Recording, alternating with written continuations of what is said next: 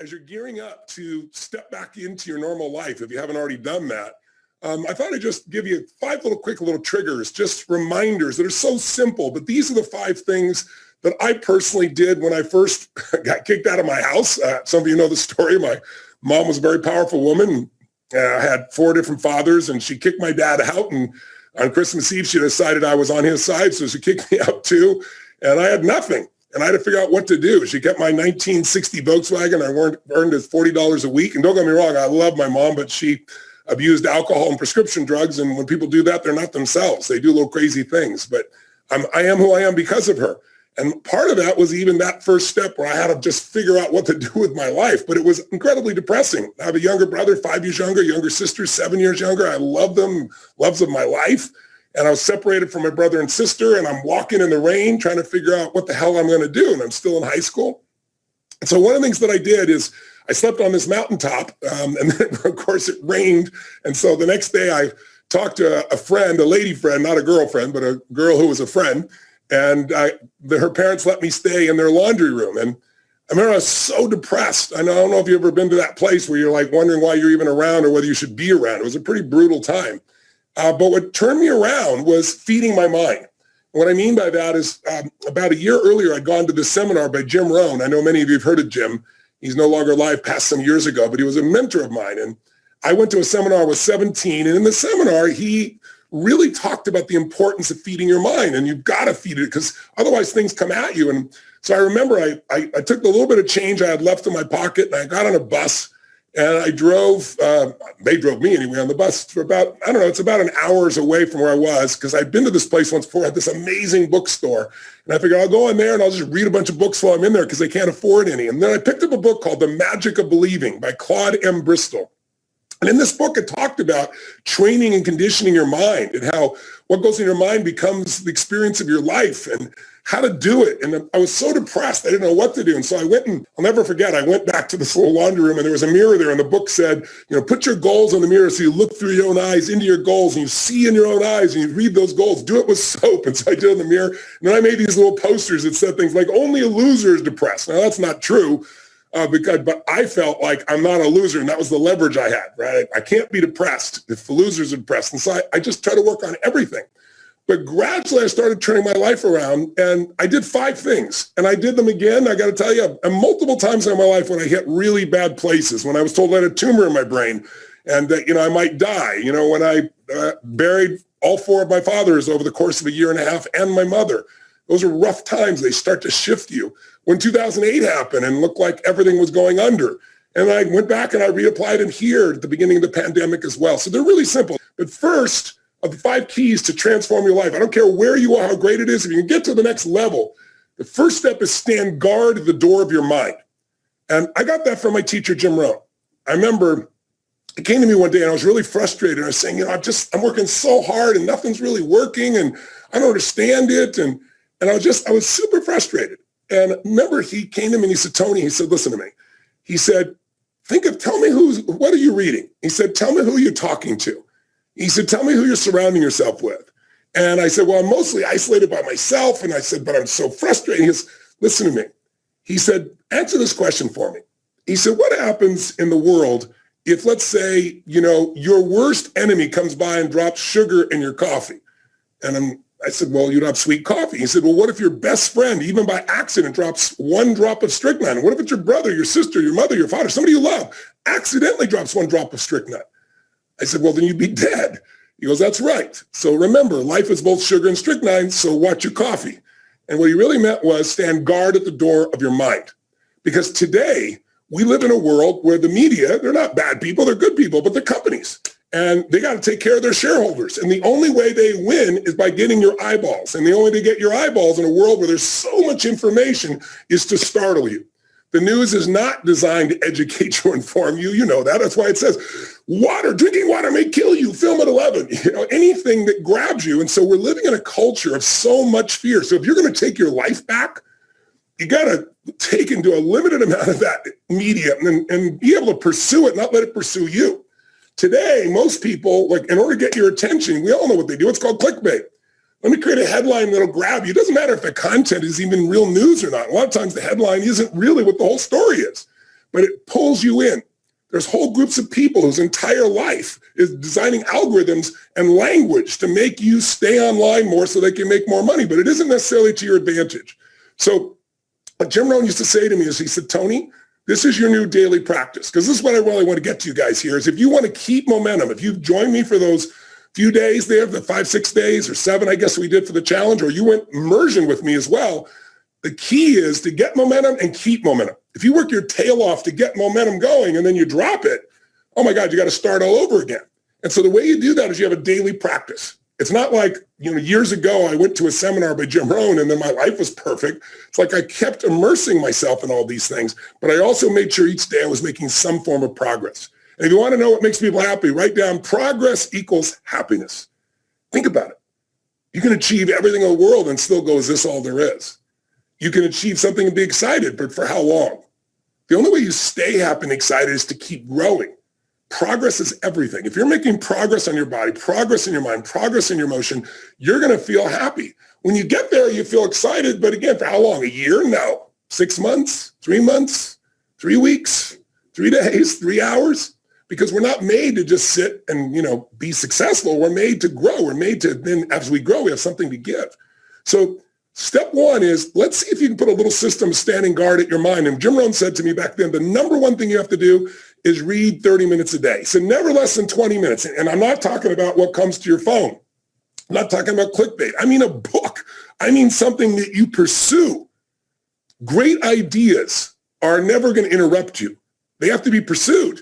And if you don't pursue them, you're going to get what everybody else has, which is all this fear, all this uncertainty, all this stuff that won't work, because everybody's focused on what won't work, what can't happen. Why? Because they're afraid. They're afraid to fail. They're afraid to try and feel like they're not enough. So you got to stand guard of that mind by feeding your mind. Jim Rohn used to say to me, success leaves clues. If you want things to get better, you got to get better. If you want things to change, you got to change. But you got to do it deliberately and consciously. And he used to say to me constantly, he said, Tony, you've got to constantly find a way to feed that mind, something that's got strategy in it, philosophy, something that's going to improve the quality of your life.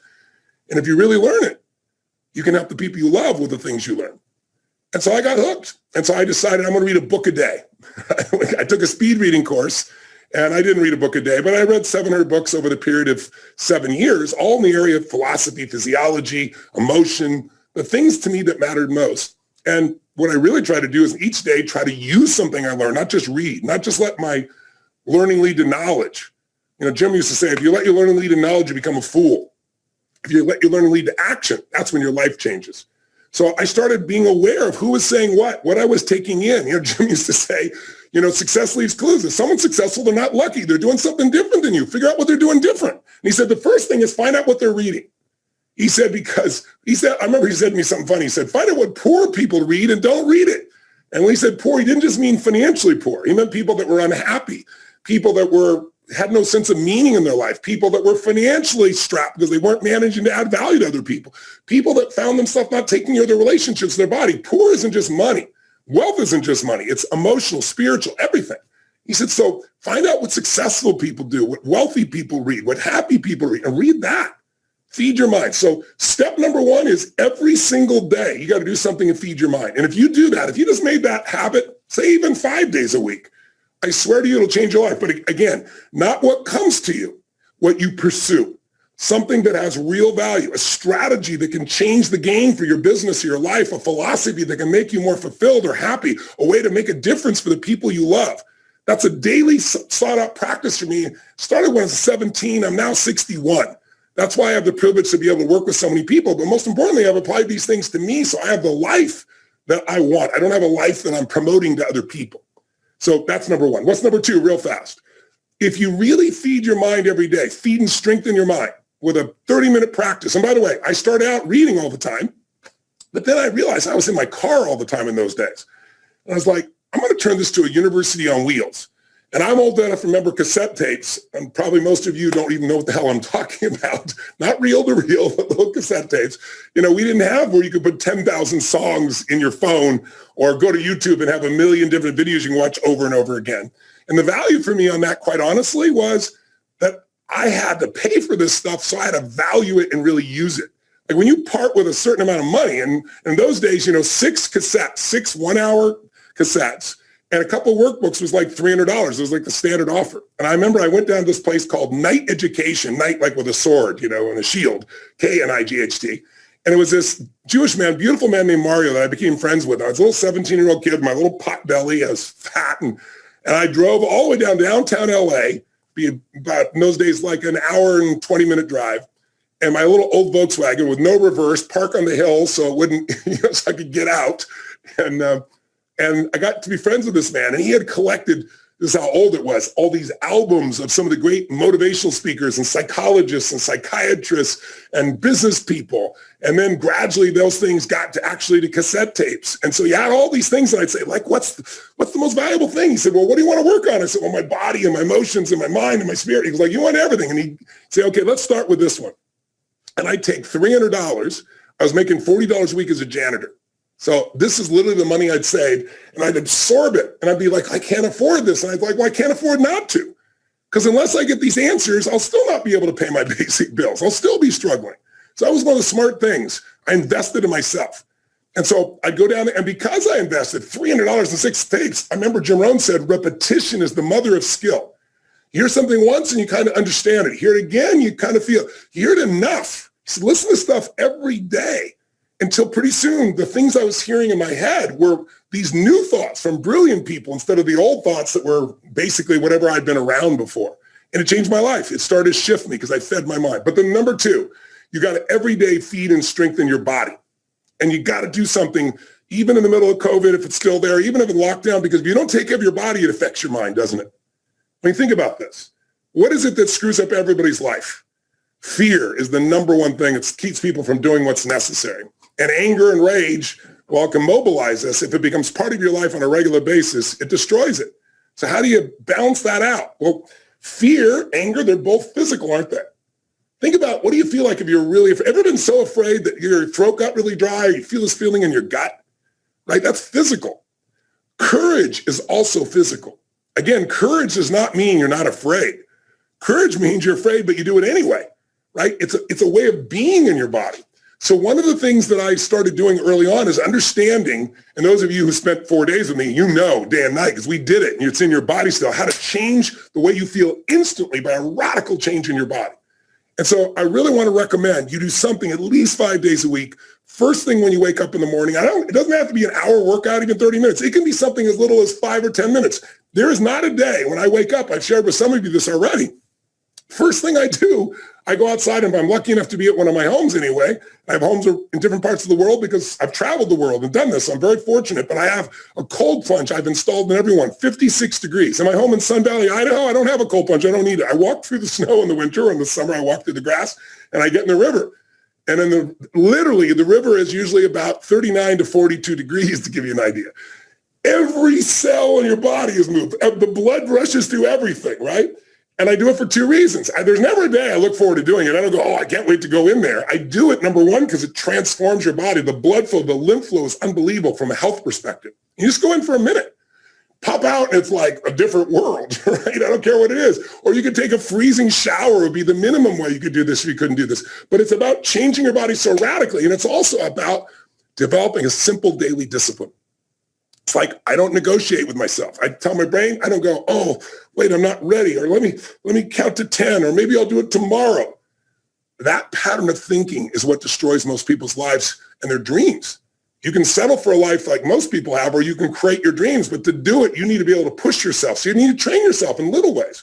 Or it could be just going and lifting weights, and you're going to do like 10 minutes of pushing yourself, or a sprint, or a really fast walk, anything. Because when you get your blood pushing, when you push beyond what's comfortable, it develops this determination inside you, this sense of will that you will then use everywhere else. I always say, if you discipline yourself in one area of your life, you're going to be able to do it even more in other areas. You get momentum. Momentum is everything.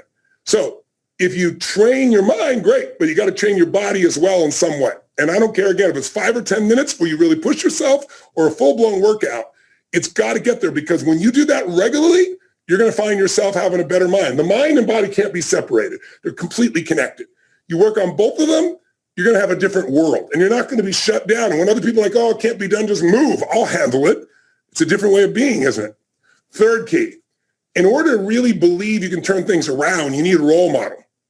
And so throughout my life, I looked at different ones. The earliest one I looked for, since I grew up poor and we had no money, and that seemed to be the real issue. My mom left all four of my fathers. But as I look back on it, it really wasn't money. They could have had all the money in the world and they still would have fought. But it looked like money. So I thought, wow, if I could make money, my family will never have this pain. So I looked around for role models. And I grew up in a place where there were no financial role models. Everyone was broke. We didn't have money for food. It's why I provide 100 million meals a year through Feeding America for the last 6 years. By the way, we're up to 700 million meals now. I said we'd feed 1 billion in 10 years. We're a year ahead. We're going to hit it. But the bottom line is it comes because I had nothing. And I found, it's like, who also started with nothing like me and then turned it around and grew, and who comes from humble beginnings? And I saw, Sir John Templeton. Some of you may have heard of him. Brilliant man. First billionaire investor. Started with nothing. And the way he did it is he saved money and he invested during the darkest times. And so I saw Sir John as that. And when I was around when COVID happened, I started looking around to see what are people and businesses that haven't given up. Even though everything's shut down, they found a way to serve their clients. And even though their way wasn't my way, it reminded me and inspired me to say there is a way. That's how I started building the way that we now deliver for so many people virtually around the world. So find a role model and get a plan. So number one, feed and strengthen your mind every day, 30 minutes a day. To me now, audio is even better because I can do it while I'm running. I can do it while I'm working out. I can do it while I'm cleaning the house. I can do it in my car. So I use audio. That's why I've used it forever in that area, because it just gives you more rhythm. But it's either read or audio, something you pursued. Every day, strength and feed your body. You make it stronger so that you're psychologically short. Find the role model, get a plan. What's for? Massive action. Like everybody wants to say, well, I don't know where to start. What do I do first? Well, listen, I got all kinds of tools to help people do that. But the most important thing is do something. You don't know what to do, throw the rock. Wherever it lands, talk to the next person, right? It's like you need massive action. And then you need to see what's working or not and keep changing, and you'll get there. Anyone can get to where they want to go as long as they get in motion. But again, it's about momentum. And that's the main reason I came to join you. Last one, step 5, real fast. Give more than you expect to receive. If you are constantly trying to take care of people, give to people, if your worst time of your life, you can give to people, I promise you everything will change. I won't tell you the whole story, bore you with it right now, because I want to do this real quick for you. But, one of the most difficult times of my life when I was completely broke, not even enough gas in my car, trying to figure out how to survive, not able to pay my rent. And I won't bore you with the story, but I had an experience where I took the last $19 I had and I gave it to somebody who else that needed it. And afterwards, I was euphoric.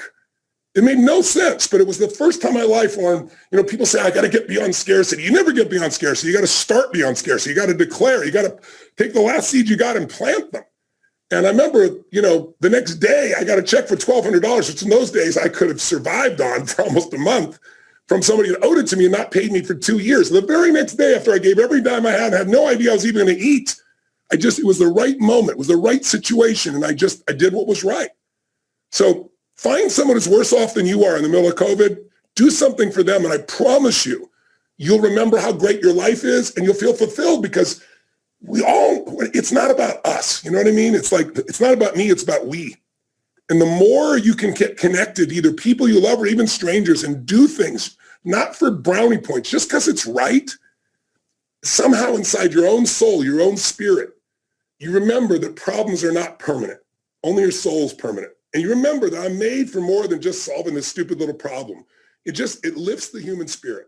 So those 5 keys, I really encourage you to consider as you're dealing with COVID or coming out of it here tonight.